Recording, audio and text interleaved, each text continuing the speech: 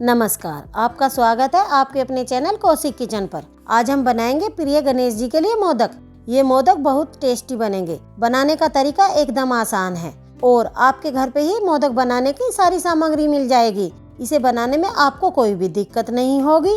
ये एक easy recipe है। फ्रेंड्स, आपको याद दिला दूं, अगर आपको मेरी ये वीडियो अच्छी लगे तो इस वीडियो को लाइक करें और मेरे चैनल को सब्सक्राइब करें। तो चलिए रेसिपी बनाना शुरू करते हैं।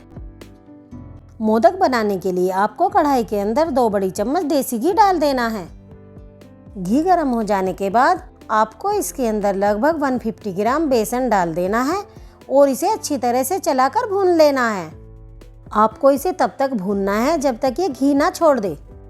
जब बेसन घी छोड़ दे तो आप इसके अंदर ड्राई फ्रूट्स डाल सकते हैं, जैसे कि मैंने इसके अंदर किशमिश, कटे काजू, कटे बादाम का इस्तेमाल किया है। अब आप देख सकते हो मिक्स करने के बाद बेसन भुनकर तैयार हो चुका है। अब आपको इसे ठंडा करने के लिए एक बाउल के अंदर निकाल लेना है। बेसन ठंडा हो जाने के बाद आपको इसके अंदर 50 ग्राम बूरा डाल देनी है। बूरा के साथ साथ आपको इसके अंदर 50 ग्राम घिसा नारियल भी डाल देना है और इसे अच्छी तरह से मिक्स कर लेना है। अब आपको मोदक के मोल्ड के अंदर बेसन का मिश्रण भर देना है।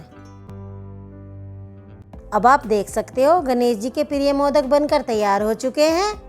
प्लीज़ अगर आपको मेरी ये वीडियो अच्छी लगे तो लाइक करें, कमेंट करें और अपने रिलेटिव में शेयर ज़रूर करें और मेरे चैनल को सब्सक्राइब भी ज़रूर करें। Thank you.